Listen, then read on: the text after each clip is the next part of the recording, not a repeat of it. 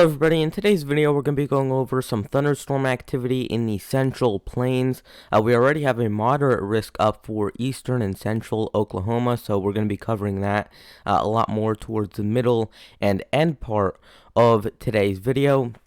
We're also going to be quickly in the beginning of the video talking about the snow out in the west, because we do have quite a bit that is expected to fall there. We're looking at probably around, I would say, 10 to 15 inches over a good portion of Wyoming, Montana, and Idaho. So we're going to quickly cover that in the beginning part of the video. So here's a look at the current National Weather Service page. As you can see, we have some wind advisories, warnings, and watches up for the southwest, as well as some red flag warnings in a little bit of California as well. Those are for fire danger. We have some freeze warnings in some parts of Nevada and California.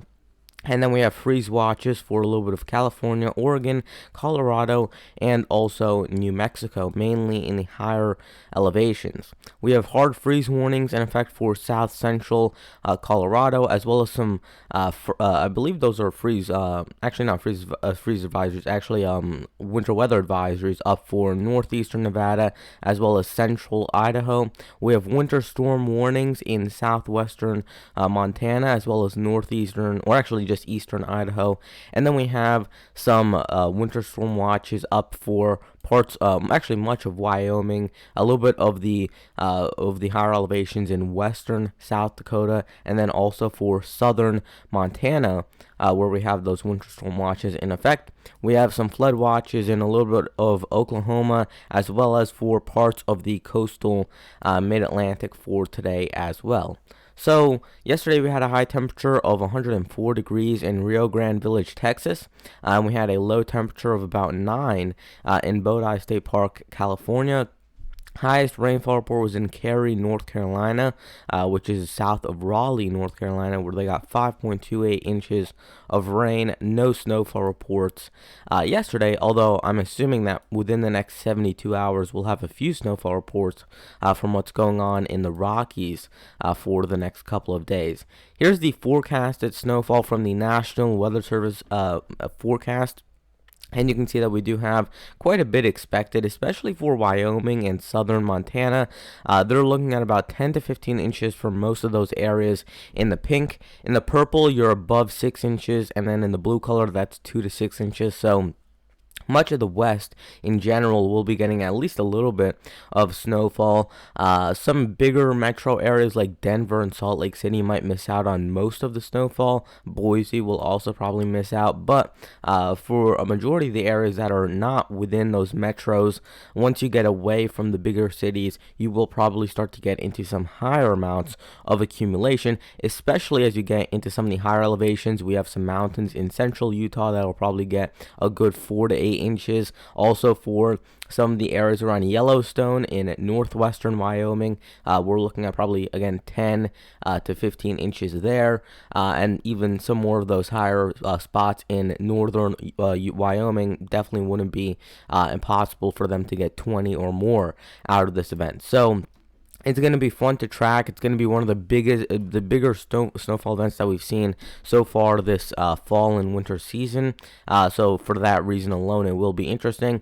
It looks like once this system all moves on further to the east, and once it eventually starts to pass by, we'll have a brief period of really warm temperatures into the east, but possibly behind that system, we could have a little bit of colder temperatures start to head eastward. So if you want to get back into the colder pattern, it looks like late October, probably after the 20th, is when that may happen. There's been a lot of comments recently talking about when will the eastern United States start to get a little bit colder, and the baseline that I've been telling pretty much everyone who comments is about the 20th or the 25th. After those dates is when it should start to really get much chillier in the eastern United States.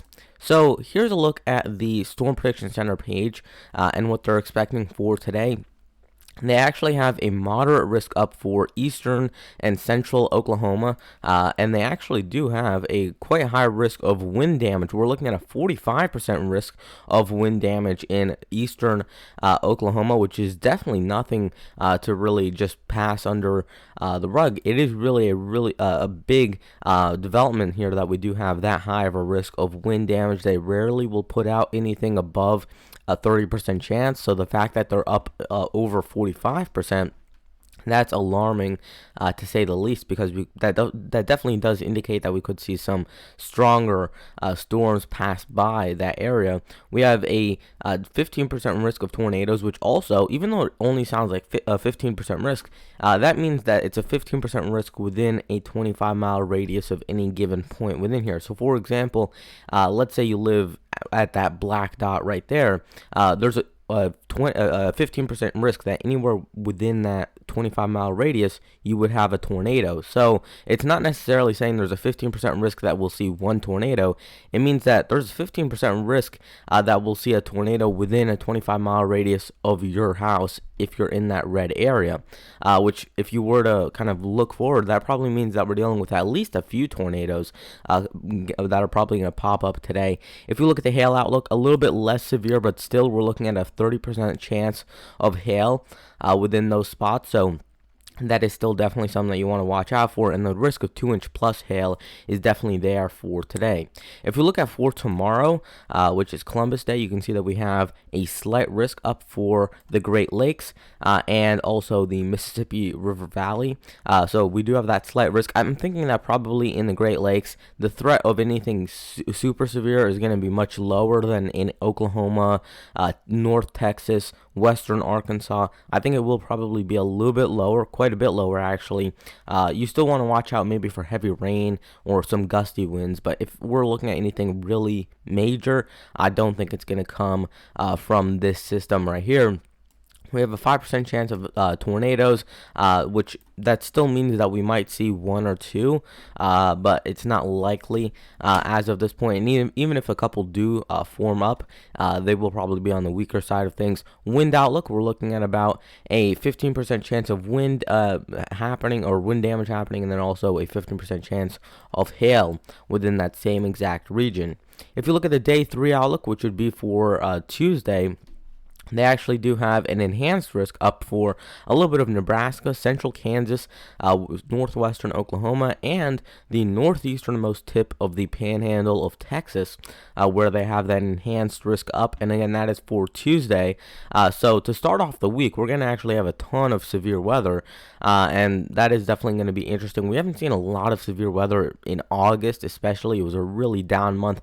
We really did not see that much in September either. So now that we're getting into October, it's kind of interesting that we didn't get any in August, which usually you would see at least some severe weather. We really didn't get any in September, which there is normally a few events at least. And then as we get to October, for some reason, we're starting to get some more of these snow events, or some more of these severe weather events. It's interesting.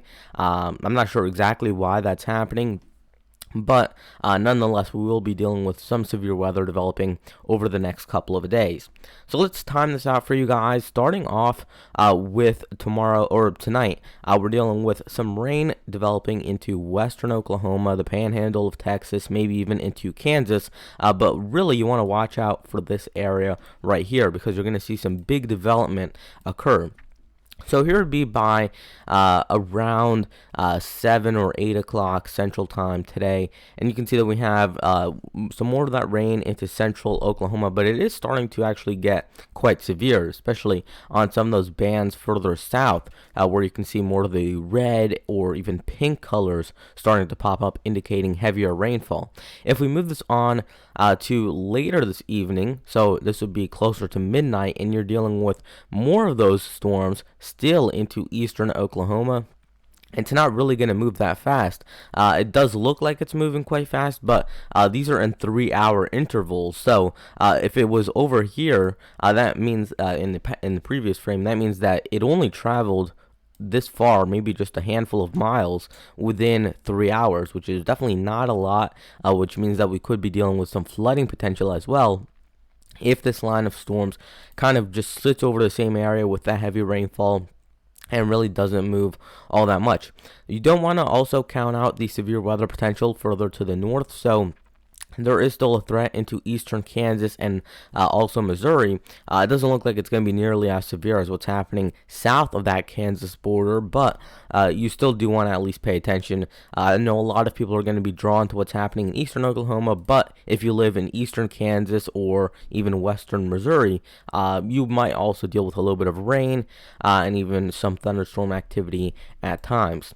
So getting into the early morning hours of Monday, you can see that we have that line of storms moving from eastern Texas all the way up into western Missouri, and that'll continue to plow on through Arkansas and eventually the southern tip hitting parts of Louisiana. But that system is really going to start to pull away to the northeast as we get into the early afternoon hours of Monday. So it's weakening by this point. It really doesn't look like it has too much juice left, but it will start to potentially strengthen as we get into the afternoon hours. One of the reasons that's going to happen is because we'll have the daytime heating, so that means that we'll have some of the warmer temperatures generated by the sun being out during the day. You'll finally get up into the mid 70s and even the low 80s, and that should help some more of these thunderstorms to develop into the Great Lakes and the northern plains. So that's going to continue to move on to the east. It's now in eastern Iowa and also into Wisconsin by this point. The main severe weather is going to be southeast of the low pressure. So the low pressure is right down here, but the severe weather is going to be down into Indiana and eastern Illinois. If you look at it, it's not really that strong of severe weather. You're maybe going to be dealing with a little bit of thunder and lightning, but if we're looking at real severe impacts, I really don't think this is going to be that big of a system. You're dealing with a few scattered storms here and there, but if you look at it, and I'll kind of just play this back for you guys, we're not really dealing with anything that's going to be awfully severe. We're not dealing with a ton of heavy rain, not really an organized bunch of storms. So I think the Storm Prediction Center was right in putting up just a slight risk, not enhancing that, and not putting up an enhanced risk, because this really does not look like that type of event. So it looks like this storm is going to move out to the east and to the north, and then eventually all these storms will be over with, and then we'll see what happens over in the central plains in Nebraska, Kansas, and western Oklahoma, and whether they get some severe weather as we get into Tuesday. Here to be the Cape, which is the convective available potential energy over the southern plains. This would be for this evening, and you can see that we have a decent amount. We have about 1,000 to 2,000 joules per kilogram into central Oklahoma. If we look at the high temperatures, we're also dealing with a big band of maybe 85-degree temperatures right into central Oklahoma, which may allow for some of these storms to develop. If you notice, most of the highest Cape values and up to this point the highest temperatures are also going to be right within this band right here. And if you notice as well, when we were looking at the simulated radar, most of these storms developed while they were right here. So it's developing in the area that has the warmest temperatures, and then even though eastern Oklahoma isn't quite as warm as central Oklahoma during the daytime, some of that severe weather will still be able to hold on as it moves into that part of Oklahoma and Texas. So it doesn't necessarily need to be 85 degrees over the entire area. It's actually into the 70s in some of these spots, but because it's so warm out to the west, that can linger and allow the storms to at least maintain their strength, even though it's going into a slightly cooler pocket of air. If we look at the dew points, these are also going to be extremely high. We're looking at about 70-degree dew points right to the east of this front, and that is definitely going to be something that these storms are going to fuel off of. If we look at the tornado parameter, we're looking at values that are over 1, indicating that the threat of tornadoes is there. And you can see that over the entirety, pretty much, of eastern Texas and eastern Oklahoma, we've got a tornado threat that's above 2, maybe even approaching 4 to 6 in a few of these spots, which means that we do have a fairly elevated chance of seeing some tornadoes, which is not a good sign. I think you will definitely have to be at least paying attention, maybe listening in on TV or to the radio, just to see what's happening around there. Keep an eye on the radar, because that'll really be your best tool. If you see a big cell of storms forming up to your west, you at least want to know that within an hour or 2 hours, you're probably going to have that same band of storms move into your area. So you want to kind of plan that out accordingly, and just continue to follow up with the radar and see where these storms are at, because we can only do so much in advance, but at some point when you're talking about severe weather, you're going to have to kind of nowcast, and you'll have to figure out where the storms are at this point. You're not really going to be able to rely on a forecast that was made 2 or 3 days ago to tell you where exactly these storms are going to be forecasted for. So here's a look at the Great Lakes and what they're dealing with the severe weather. You're dealing with maybe 500 to 1,000 joules per kilogram into Michigan, Indiana, and a little bit of Ohio. So it's not the most.